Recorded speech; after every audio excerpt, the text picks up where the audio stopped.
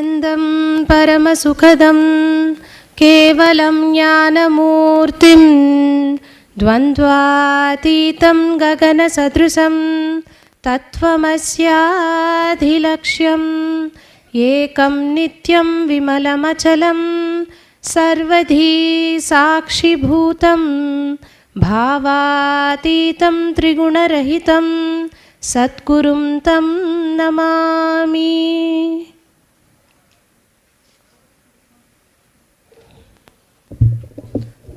Nityananda. So today we'll be starting the Healers Initiation Program. Right? It's a program which I know is a transformative, revolutionary program on the planet Earth, because there is no space on the planet, there is no other place where you have the signs of healing being transmitted to you directly. So today is Healers Initiation, tomorrow, day after will be End Wealth. After that again on Monday we'll have Healers Initiation. It's a 2-day program. Healers Initiation preparation is what we'll be doing now, always taken by a teacher of Nityananda order. Healers Initiation preparation always is taken by acharyas or teachers, and the final initiation, Swamiji comes and gives the initiation. This is for always, whether it's a program outside of IA or inside of IA, these 2 days fully are always taken by a teacher. Because the preparation part, teachers do, initiation part, Swamiji comes and does. And this is the only program which physically you definitely have to be there, because the initiation is a very, very powerful initiation. And we'll see, we'll get into the nitty-gritties, the lot of things we will be sharing over the next 2 days of this preparation, where you will get to know a lot about what it is. If I have to put it in, summarize and put it in one line in a capsule, literally by the end of Healers Initiation, each one of you, whoever is choosing to take the initiation, becomes like a multi-specialist doctor, specialized in all organs, in all dimensions of healing human life, not just human life, of healing life itself. Do we have medical students or doctors in this room? We have, no? We have doctors, yeah. So if you're a medical student, if you're a doctor, even if you're not, we know that traditionally if you have to study medicine, how many years does it take? 5 years at least in India. Outside also I'm sure it would be 4 or 5 years, isn't it? And that is general medicine.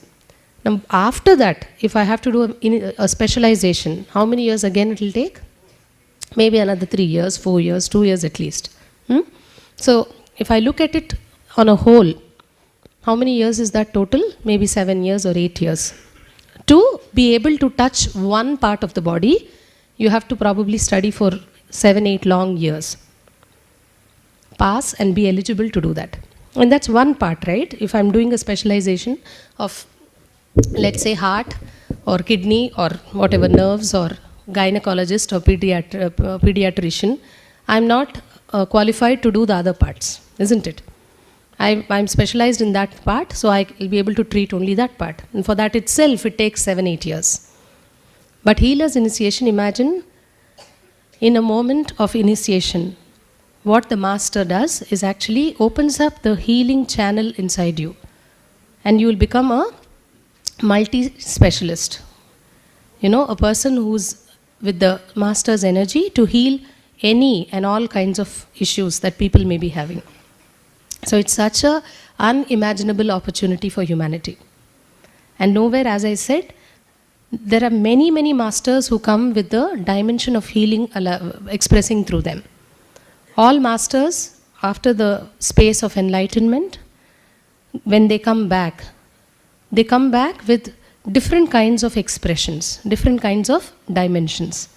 But one thing which almost every master retains actively in their expression is the power of healing. We have seen many, many masters with the ability to heal, whether it was Jesus Christ, who's healed millions with just a touch, just a look. It is said that, Jesus would just walk and people would get healed. We know that lots of stories are there which speak about his healing powers. Or whether it was, there are many, many Indian mystics and yogis, many of them, whether it was Mahavatar Babaji, whether it was the Buddha, And many, many masters, all of them, or Shirdi Sai Baba, all of them actually, in fact, have the Puttaparthi Sai Baba. I needn't name one person, almost all masters have the miraculous ability to heal just being in their breathing space is a healing. However, the science of healing that can be available for others is probably not there on the planet the way Swamiji offers it. So for that, I think we are extremely fortunate, and being in the space, being at the time on the planet when he is there, and meeting him, and getting an opportunity to get this initiation, I think is a very, very rare happening for you, for the journey of the soul that you are. I think this is a great opportunity. It's like a moment of probably the whole journey for you. And that is what the healer's initiation is actually.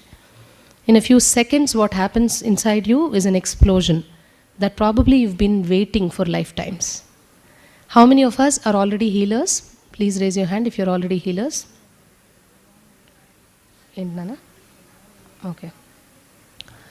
Okay, that's like probably 60 to 70% of the room. How many of us are not healers? Please raise your hand. If you're not healers already. Okay. How many of you did not raise your hand for both categories? Please raise your hand. Okay. All right. So, for people who are already healers, obviously you will get blessings of the Master, and you will continue healing and doing what you're doing. For people who are not, you have a choice. Healer's initiation is purely optional. Once again, let me see the hands of people who are not healers. Please raise your hand. And by the way, whenever we say raise hand, this is raising the finger. This is raising the hand. It doesn't take much effort, but always somehow our raising hand is like this. That indicates a very strong pattern. A pattern where you have some insecurity which stops you from being upright with life. Just in the way you raise your hand or you raise your voice, you can make out what patterns you are driven by. So let's break the pattern of wanting to protect and feeling insecure in life. Let's break that. Raise your hands full. When you do this, you are actually flowing with life with confidence. Up, straight up. Great. So all of you are not healers. Shrikant, you're already a healer? Then you should be raising your hand, no? You didn't raise your hand at all since the time I asked till now. So you're, I think, in the Jagrat Swapna Sthiti, daydreaming state. Any others, Srikant's partners, who are in the Jagrat Swapna Sthiti, daydreaming, please raise your hands. Okay. So high up. Great. So for all of you especially, thank you very much. For all of you especially, this program is choice. You can opt not to be a healer. Being a healer is completely optional. And if you wish to, you can choose not to be a healer. So let me put that on record before you. It's not mandatory. It's completely, purely an option. All right? So if you opt out of it, you will not be there in the darshan during the initiation. You can opt out of it and not take the initiation. Is this clear? Yeah? Okay. So what happens during healer's initiation itself is something, as I was saying, phenomenal, something really out of the world. The Vedas and the Upanishads speak about a particular space inside each one of us known as the Ananda Gandha Chakra. It's not a chakra, they refer it like that because of lack of good words. It's very difficult to verbalize certain themes and concepts. Very, very difficult. So some words have to be used to depict that particular space in us. It's known as the spot of the Ananda Gandha. Ananda Gandha is a very subtle point in us. It's not an energy, it's not even like a chakra, so it's not an energy point.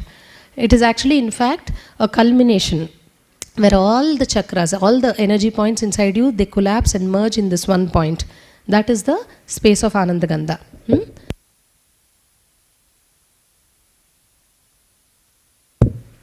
Do we get this? That is the space of Ananda Gandha.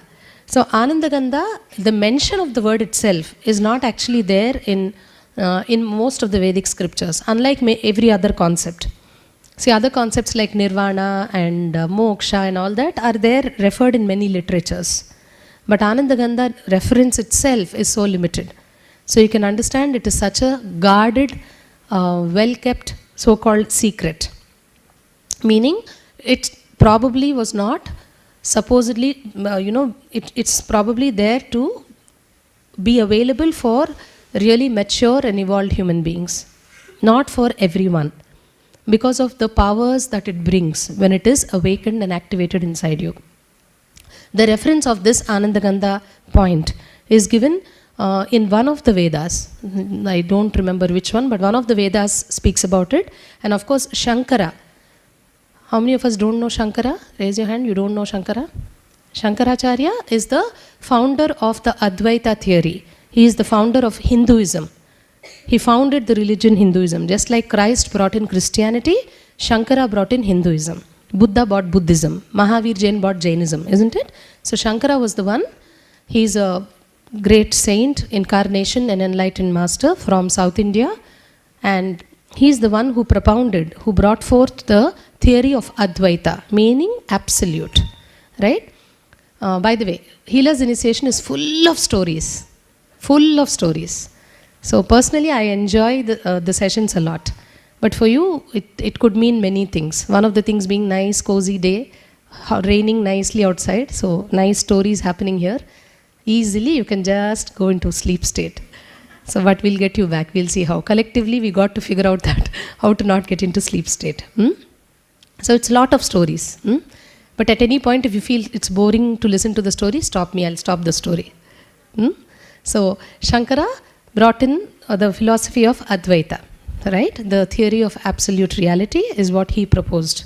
So Shankara mentions about this Anandagandha in his scriptures, in his texts. And he is one person, he is one master who's mentioned it, and one of the Vedas mentions it. In fact, the Vedas speaks about it that if a person does penance, tapas, right? For so many years that his hair and his nails are overflowing for kilometers together. The nails are overflowing like hair, right? And extending to kilometers of space. Like you can imagine how many years it will take for a nail to grow like that. For so many years. When somebody does intense tapas, at the end of it, that person may or may not have this Anandagandha chakra awakened.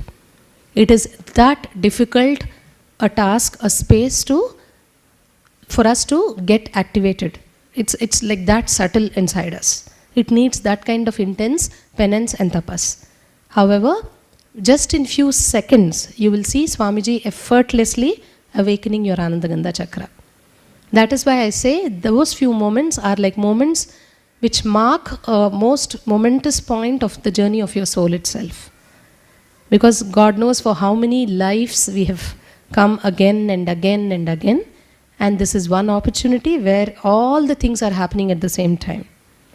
You are in the conscious revolutionary cycle of the cycle of time. 2012 is like the most explosive conscious time of the planet where so many things are happening to us cosmically. All of us, most of us know the 2012 phenomenon, right? Some of you were asking me, can Swamiji speak on 2012? Who was asking? You were asking, right? About 2012, can Swamiji speak more? Actually, there are so many videos on YouTube. If you type Nityananda plus 2012, you will have so many talks that Swamiji has already spoken about on 2012. Of course, the exciting time is coming close as 12-12-12 is approaching. And as you all already know, we are on the most powerful element, one of the most powerful elements of the 5 elements. We are going to be on water in a cruise, literally with him, cruising our way through 12-12-12, the most auspicious time on the planet, and with Swamiji. So it's actually a rare combination if you see, very unique.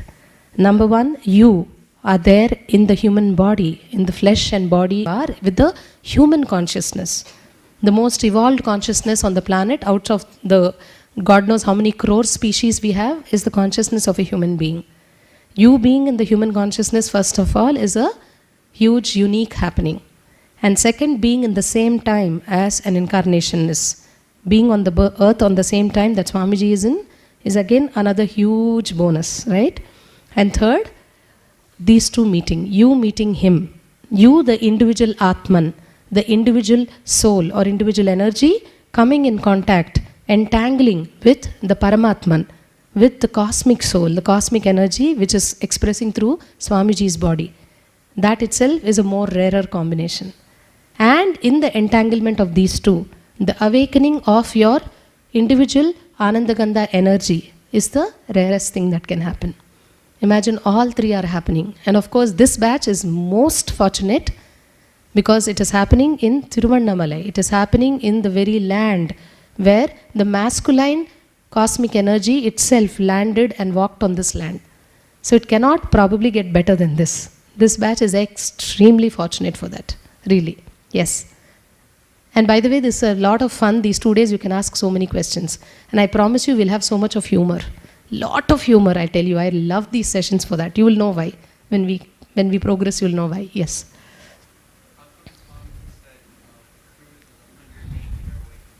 How come Swamiji said the cruise is 108 inner awakenings? Because the cruise is happening in a time when the earth element, in the 5 elements, one of the elements is earth. The grossest element is earth, right? Earth or the physical body, right, is the same. The earth element is aligning its axis, its very energy. There is a physical happening that's happening at the level of the earth at that time. You understand what I'm saying? See, just like what is the difference between a normal day and an eclipse? General understanding, tell me. What is the difference between a normal day and an eclipse? A day when an eclipse happens. What is happening on an eclipse day? Solar eclipse, lunar eclipse. What is happening? There is a particular alignment happening between the sun, the earth and the moon. Yes or no? When something happens between the sun and the earth, when one comes before one comes between one. I'm not getting into the actual thing that happens, but I'm saying that's what happens, yes? Isn't that the broad understanding? There's some alignment happening where the planets are actually physically in the galaxy. Do you get what I'm saying? Scientifically, right? That's why eclipse happens to be separate from a normal day, right? Similarly, 12-12-12, that date, that muhurta or that point in time is the time when something physically is happening with the gravitational force of the planet Earth. And by the way, this is what Swamiji has spoken in his 2012 talk. How many did not watch that talk? Raise your hand. You don't know what I'm talking about. Oh, the rest of you all know what I'm talking about? You know that? Great. So I'll just give a quick gist. What's going to happen, what's already started happening, is the gravitational force of the Earth. Does Earth has gravity pull?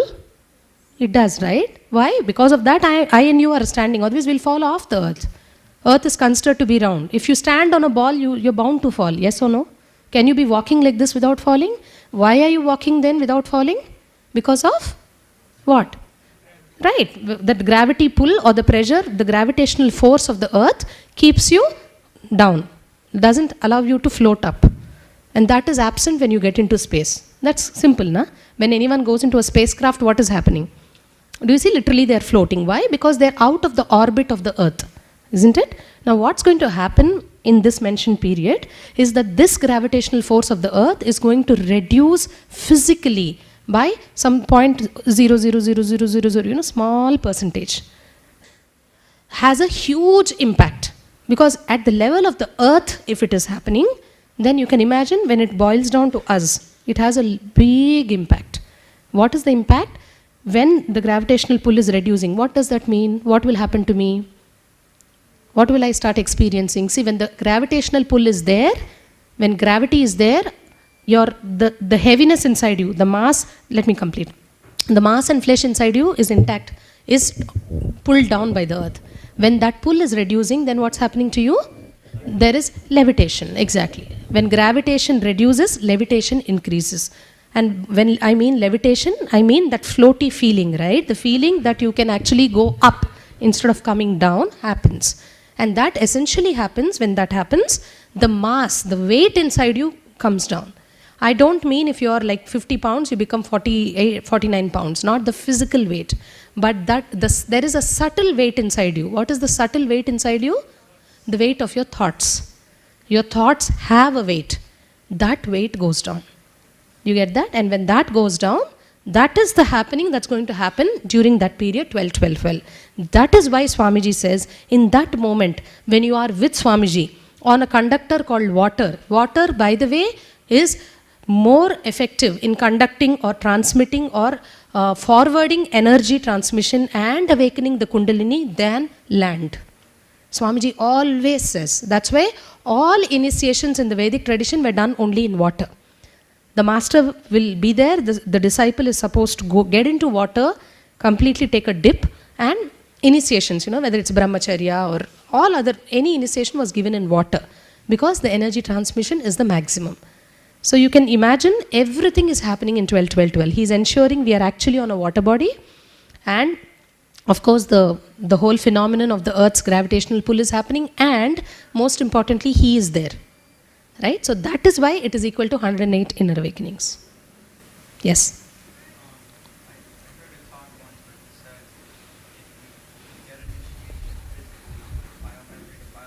Mm-hmm.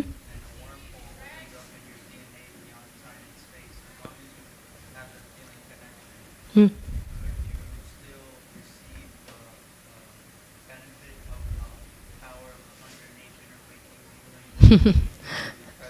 That's a very good question actually. So Alex's question is, if you retain the feeling connection intact, do you still get the benefits of the 108 inner awakenings even though you're not physically in the presence of the master? My answer is, you are the person who can decide that. You, the individual consciousness, is the only thing that exists in the universe. Do you understand what I'm saying? Everything is an illusion, including that you see the master outside you is an illusion. Everything, in fact, is happening only inside you. Now, if you can get to the space where you can get there, then obviously there is no boundary called physical presence, physical absence, or physical, there are no boundaries and barriers. But are you there is the question. Unfortunately, most of us are not there. And that is why it becomes mandatory to actually come into the illusion called the outer objective reality. You get what I'm saying, Alec? However, if you are a person who's seeking, who's in the path of practice and sadhana, then of course there is no objective reality that exists outside of you. Everything becomes an absolute reality. Then you can sit anywhere and you will see you will be in the cruise as well. But are you there is what you have to ask yourself. And what you have to ask the Master's grace for, of course. You get that? Yes, Shrikant. Morning satsangs, will they be there during the cruise time? I do not know at this point. It's too early. I guess it should be there, but it depends. I don't know. We have never done any program in a cruise so far. Each time is very exciting with the Master. Every single day, what he puts us through is something unbelievable. We do all the planning in the world. I'm like a super planner before I came to the ashram. I should tell you this. Plan each and everything, right? I'm very independent, I told you guys. I eloped from home and got married. I hated my father, mother all my life, lived like a rebel, ran away from home 2-3 times. Done everything possible, gone around and done all the things which an orthodox traditional Brahmin girl should not be doing. Going around boys, doing everything possible, all, name it, I've done it, except, of course, habits. I've never smoked, never drunk, never ate non-veg, except those 3 which I did not like, I didn't do. Everything else I've done. And, but because of being independent, because of being like a survivor and very tough fighter in life, according to me, the immense suffering I went through in life, like intense abuse, mother would hit. Of course, I wouldn't take it more, my sister would take it more than me. As I said, I'm a fighter. Even before she enters the room, I'll start yelling and pulling the whole colony into my house. My mother is killing, I'll literally shout on the top of my voice before she can do something. But I've seen abuse a lot. Still, many a times couldn't escape beatings. My sister, seen her get beaten up so much. All these things, many things have happened, right? But all through that, what I really realized is life, I have to fight alone, and such an organizer I am, such a planner I am. Planning everything to the minutest detail would be like that, right? And to the extent that if today is a Sunday, till next Sunday, I know what meal to cook at what time, what thing to do at what time, everything is ready. So with that kind of mindset, when I entered into the ashram, such a big blow. It's like a slap on the face every time. Plan everything and keep, and the last minute Swamiji just says something which is just not there in your plan. And oh God, the whole world goes topsy-turvy because it's a pattern. At the end of it, all whether it's a strength or a weakness, is a pattern. And you're like, what do I do? And you're just pushed to a wall. All your planning goes into the drain. That's a different thing. Now the pattern that you have to replan the whole thing, because I'm so stuck in that pattern. And I know that's the first thing that broke when I came into the ashram and started working with Swamiji. So one thing which I realized early on in the mission is there's only one thing which is permanent in the cosmos, everywhere, in life, especially here. And what is that? Change. Anityam nityam means that which is changing constantly is only permanent. So today, with His grace and blessings, anywhere, anything, you just put us there, we just do it. That's all.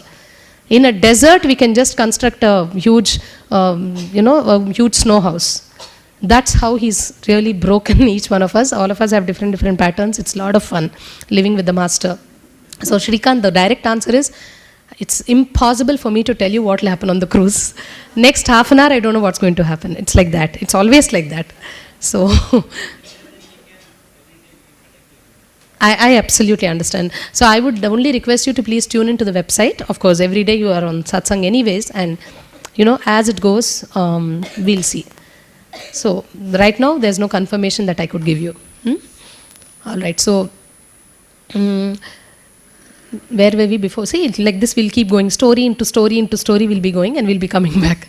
That's what is Healer's Initiation. So anyway, so that's what is available, right? It's therefore a very unique, rare combination where all of it is happening. So I would really congratulate each one of you for where you're standing. Receiving a Healer's Initiation at this point on the planet with Swamiji and in this place is a huge thing. So great, I'm very happy for all of us actually. Yes. So you already have a healing method, right? Then after the initiation, can you still do your own? You can do. We will have elaborate question answer sessions. There will be at least 100 questions which we will discuss. So this is one of them, by the way. You can do everything. I'll let you know. I will give you details of everything as we move forward with the sessions. Everything can be practiced along with our healing service. Our healing service is called Nitya Spiritual Healing Service Prayer. That's what we call it. Nitya Spiritual Healing Service Prayer. That's what it's more, we call it more like a prayer than anything else, because that's exactly what's going to happen when we get into the mode of healing. So as we go forward with the sessions, more and more things we will share. How do we do it? What do we do? All that. This point in you, which is like culmination, which is like a complete merging of all the chakras inside your body. It not only awakens the natural healing capacity in you, it actually obviously, if you choose to heal others, extends that itself to others as well through you. So it's a huge service that you will be actually doing to life around you. You'll be able to heal so many things, not just human beings, including plants and animals and everything, animate, inanimate. We've healed laptops, we've healed cell phones, we've healed cameras. Literally, we heal everything that comes into the hand. No, really, and it works. Very powerful. Of course, individually what it can do to you, I just cannot tell you what it is. It's so miraculous. So miraculous. It's actually opening up the door for other extraordinary things to happen inside you. The extraordinary things like other things other than what you would normally do with your body. Whether you call it levitation, whether you call it teleportation, whether materialization, so many of those dimensions start awakening in you once your Anandagandha is opened and you continue doing the Anandagandha meditation every day. It's a very simple, beautiful meditation, which we will learn, of course, during the program. Every day, if you can do that, you'll just see. Wherever you are, life just, life is at your command. That's been my personal experience as a healer. It's very, very powerful. Right? And of course, I will share more stories as we go along about how powerful it is. One direct thing I can tell you, around last Brahmotsavams, when we had Meenakshi Brahmotsavam, this around last year actually, during this time, Devi Navratri time, we were in Biddi Ashram, and like this during Darshan, one day I noticed kumkum on my hand. So I happened to show it Vibhuti actually, not even kumkum, and I didn't have the ash on my forehead that day. There was no Vibhuti on the stage, so I know it had come. So I showed to Swamiji. He said, wipe it and sit. Just wipe and sit. I said, okay. I wiped and sat. And we had Meenakshi Darshan after that. Swamiji's Devi Darshan we had one day. After that, that night actually, that was the day in Darshan he said this. And that night, as usual, every day before going, I bow down to the deity which is there on the stage. I did that. And I was having a strong smell of turmeric. Like really strong smell. Now before that, my personal health history, I told you I've had lot of diseases, right? Like I had a list of diseases. Most of them had gone, except as I said, the diabetes was there. I was still taking medication for diabetes. And one thing which was commonly always there was my cold. I don't have a sinus, I don't have a migraine, but I have cough and cold, throat infection almost every 15 days. Every 15 days, I think for the past 10 years, I've been taking at least one antibiotic I have to take. I'm saying antibiotic course, right? That 10 tablets for 5 days they write and give. At least in India they do that, right? At least one antibiotic strip I have to take every month. I have to. Otherwise it becomes so bad. You know, it goes to phlegm, it goes to, if I leave it sometimes, I've experienced having asthma, you know, it becomes worse. Or obviously it's a conditioning, so I'll have to pop down those tablets. And every month it happens. And without fail it happens in IA. Every inner awakening I have to get the cold. Either in the beginning or in the middle. Before the first 10 days get over, I'm down with cold. Every IA. And I'm used to that, right? So this also was beginning to happen. That afternoon I could feel the cold coming. The symptoms are there. You will feel, what is that? That jarring effect in the throat, itching in the nose. Already when I'm gulping down anything, I can feel the, that swelling, that sensation of pain was happening. And I was like, antibiotic time, I know what's going to happen, and I have to keep talking in the class, so I can't take a risk. I won't even wait a day. As the symptoms come, I start taking the tablet. So I thought tonight I have to take the tablet. I was very clear. And mind you, this happens twice a month at least. Like severe throat infection and cold. So that evening, after I was from Darshan, when I was going back to my room, strong smell of turmeric. Very strong. And I was wondering, such strong smell of turmeric, I did not touch turmeric, where is it coming from? And then I left it. Then I went to the room. Usually I don't have the habit of looking into the mirror and all that. Somehow that day while I was changing, I was standing in front of the mirror. I look into the mirror, the full face is filled with kumkum. Everywhere. See, here I apply kumkum, I can understand. All over the forehead, all over the cheeks, all above the mouth. Entire face is red. And I'm looking into the mirror and I couldn't for a minute register. Then once again when I looked, I saw it's full red. It's like I can feel it's coming out of my skin. So immediately Swamiji happened to be across. So I just went and he saw. And he said, yes, this is materialization. The channel has opened in you. Just sit down. And I sat and then for a few minutes he gave me some process, sit down and do this. I did that. And that night when I came back to the room, it was like, whole night as if I am in a drum of turmeric. If you have like a huge tank filled with turmeric and you're literally inside it. If you're drowning in an ocean of turmeric, what will happen? Strong turmeric scent. Like literally I can only smell turmeric, I could feel turmeric, I can see the color of turmeric all around me. The bed became turmeric. Such a strong smell and what do you call it? It's actually very strong. Turmeric, especially the pure turmeric, is very strong. All of us understand turmeric, right? It's an antiseptic thing actually. Manjal, in Tamil it's manjal. Turmeric is what we call, all of you know, right? So whole night I had that. In this whole excitement that kumkum was coming out, I forgot about my tablet. So I didn't take the course that night, I didn't start. And this happened throughout the night. Like I'm in a barrel of turmeric, like that kind of feeling, strong, and I'm sneezing because it's like all over my nose, my mouth, everywhere. And morning I get up, the cold is vanished. The cold has not come back in the past 1 year. I have not had single episode of cold or throat infection. It's been a year now. Last October this happened. And I'm speaking about not just living in places like Tiruvannamalai where it is hot. I went to Kailash with Swamiji, been most fortunate to go to Kailash. I was one of the few people in the whole group who did not have anything. no cold, no cough, given the condition that Kailash is in. And I didn't even roam around with sweater or anything. Swamiji kept asking, Manisha, you're not wearing anything, are you? I was feeling so normal and perfect. No cold in Kailash. And we had like two inner awakenings in Kodaikanal. Kodaikanal is a hill station in this part of India, in Tamil Nadu. Quite cold actually. In the months that we went, it was raining and cold. No cold and cough. This time in IA, I know so many people are having cold and cough. No cold and somehow something happened inside. I had the experience of Devi entering inside me, that I could experience as if she's sitting inside me in my Anandagandha. That night when I connected to the Anandagandha, every day while sleeping, I connect to that spot, I could see her sitting. Literally sitting and just looking, smiling. Somewhere I just became one with that. That experience somehow is so much alive. And I know she has just done it. She has just, something got cleared between here and here. I could feel that. I can't tell you what happened. I cannot probably verbalize it more than this, but I know something happened. And it has not come back. So I know the miracles that are available just with the Anandagandha Chakra.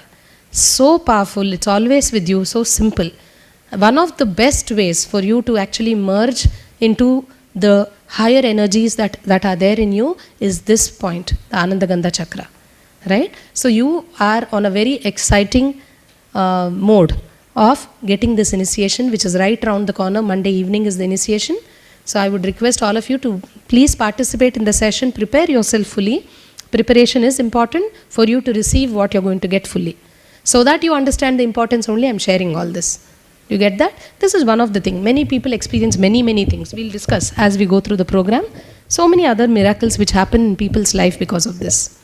Any questions so far? Any questions? If you feel I'm talking fast, please stop me. That's a typical pattern I have of talking fast. Yes, especially the translators should stop me if you feel it's too fast for you to translate. Yes.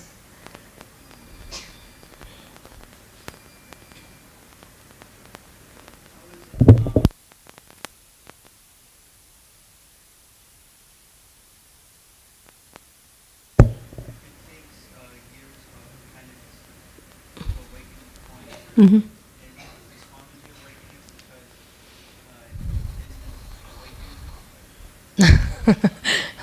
That's a good question. He's asking, you're saying it takes years for us to individually achieve the space of awakening Anandagandha. How can Swamiji do that? Is it because his Anandagandha is awakened? That's what he's asking. I don't know how to put the answer in words. Actually, there's no Swamiji there physically. For me to say that he has something inside him which is awakened or not awakened, I have to tell you the truth, he is not there at all. I don't know how you'll get this, but that is what it is. So, it's mystical. And I know in one satsang, I don't know how many of you were there in that satsang, he said, today I will give you the experience where you will not see me. I am not there. How many of you were there? Raise your hand in that satsang. You remember Nagmema? You must have been there. He said today he was taking on two way. Yeah, on one way also you must have seen. In one's meditation, he just said, you will see complete absence of the individual frame of me that you see. So many people actually saw him disappearing. Really, I'm telling you. They saw the chair empty, like physically. I don't know if anyone in this room had that experience. Raise your hand if you had that experience. She had that experience. I know many people had that experience. Because so many people actually wrote back and so many people saw it. So many people saw him disappear in the chair. I have had emails where people wrote saying he actually was there in the room in front of them. You get what it's very mystical. So I would not want to dwell more in that because that's an experience you got to get. But to be a more direct answer, see, what he is like a bridge. There is a cosmic, it's very difficult to verbalize this. There's a cosmic spiritual center, if you can call that, a center, right? A center point for the cosmic energies to where everything sources, What? Hiranyagarbha, whatever, those are all words to describe the same space, right? So there's a source, there is a center from where all this comes, right? Now Swamiji is not even that source, he's even beyond that. He's Atita, where he is, all incarnations, and he's a Purnavatar. All Purnavatars are embodiment of that, the space which is even beyond that space, right? So obviously, that's why the awakening can happen so effortlessly, because I'm directly, it's like I'm directly connected to a 440 or whatever is the highest volt source, right, in the electric this thing. If I'm directly there at the source, keeping my finger there, what will happen? Complete transmission happens in seconds. Do you get what I'm saying? If I keep my finger in the small switch here, let us say this switchboard is open and I keep my finger there, what will happen? If I keep it there, what will happen? Shock, some shock. Let us say 2 wires are open up here. 2 wires are just open, right? That red and green wire is open, and you put your finger on the red, small wire. What will happen? Some shock. Now, if you go and put your finger directly into the transformer, what will happen? You know what will happen. This is like that. I know it's a very poor example, but unfortunately you cannot put this more than this in words. It's something like that. Yes. Cheppava?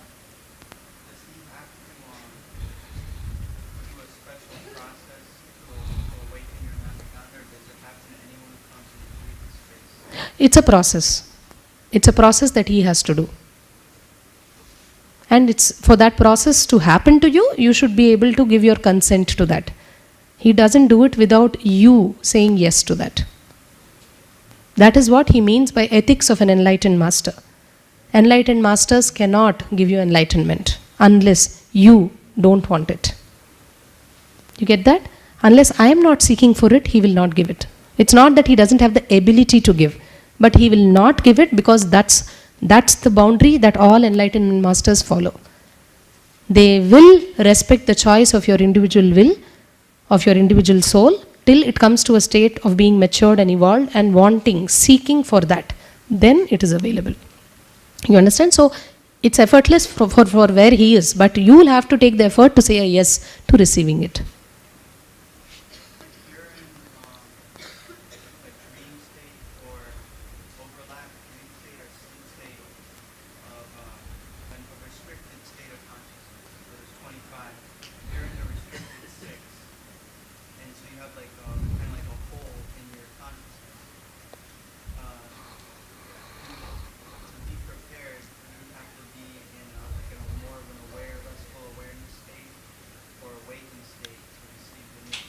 You're asking if the state in which you are matters for the initiation, is that? Mm-hmm. Mm-hmm.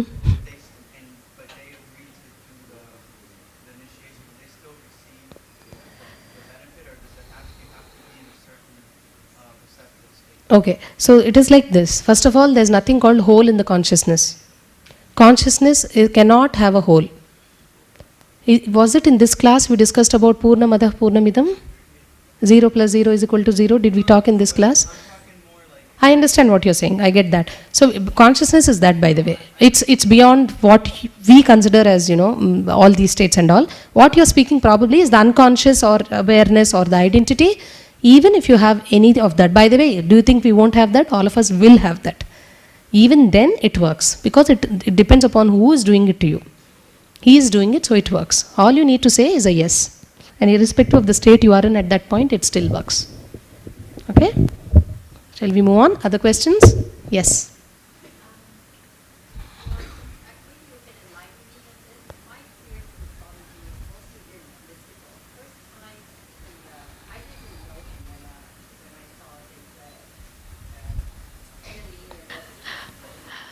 I would say only one thing, Ma. Never analyze whatever happens with you. Really. Dropping analysis is a freedom that we can acquire from many, many things.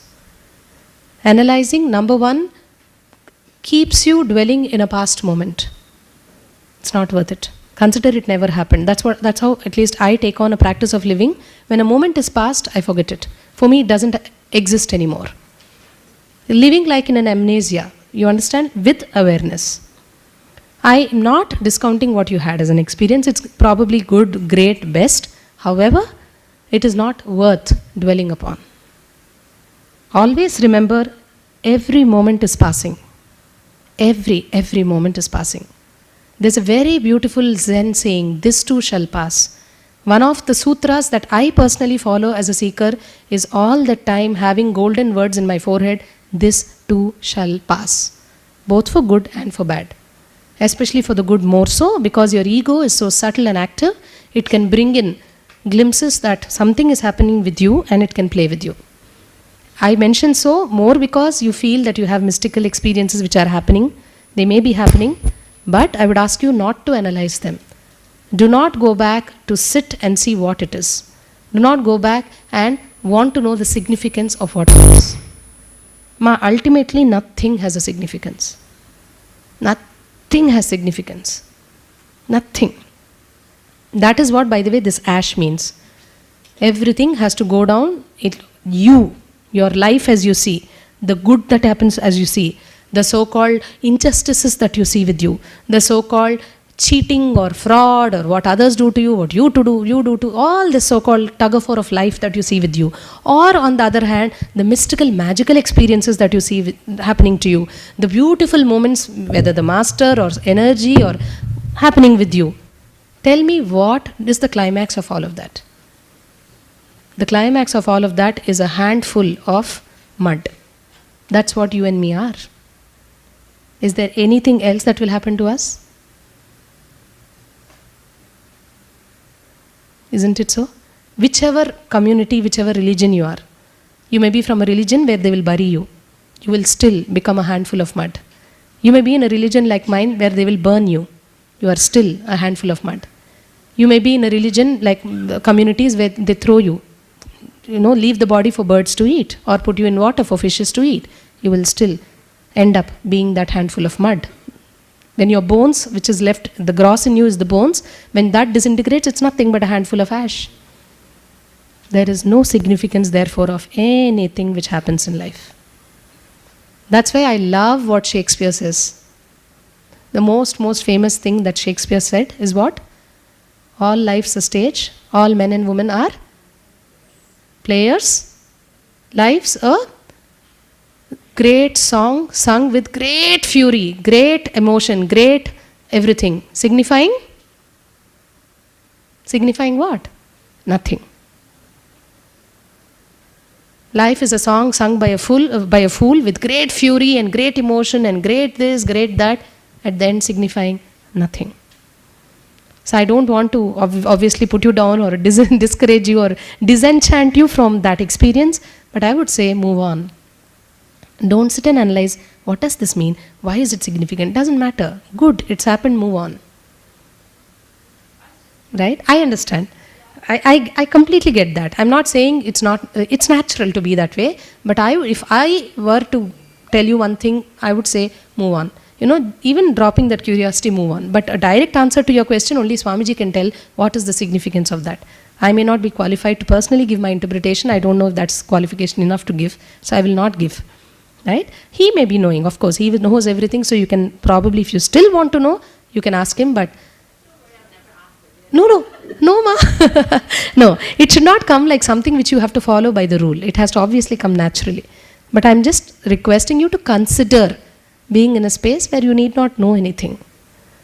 Because I know there is a space where just answers happen. For that space to come up, you should somehow be comfortable with questions. Let the question become the quest. As human beings, all of us, not just you, by the way, our psychology is we are desperate for answers.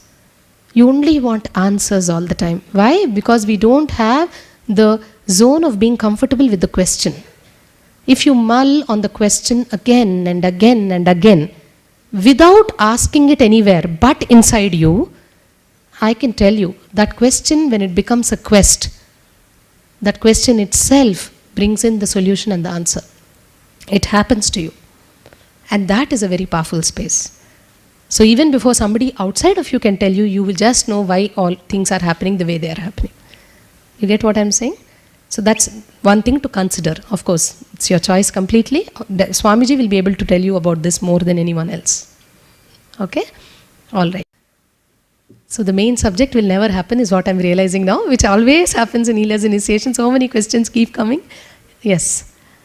Robert, wake up. Yes. You like this? You should ask others if they like it. All you know, they want to beat you. Why is he asking so many questions? I'm kidding. Yes. What, ma? Hmm? Is there a prerequisite for what? For this whole process? Something you need to do is be available in the human body which you are. The only requisite is you should be alive, which you are. That's all. Swamiji was born with his Anandaganga open, or did he get it initiated by other enlightened masters? Do you know that question? Again, Swamiji, where he is, as I said, he doesn't come under the category of human beings like you and me, like the consciousness that you and me radiate, right? He's had a conscious birth and he's come as an avatar, so it's completely different So for him. He was born. Huh? Yeah, so that's what I was asking. Yeah. So I will not be able to tell you in the plane that you and me live inside of. So in that way, if you tell, in that way, there's no comparison between where he is to where we are. He has taken a conscious birth. So all souls with the conscious birth already are connected with obviously he is the cosmic Anandaganda himself. So he comes down with that. So there's no question of activating, awakening that or anything like that. So right from his birth, by the way, he has been healing, that's why. Is there any Even as a child, Swamiji, there are many, many instances of people in this very town who've received healing from him, just by his touch, just by, his look.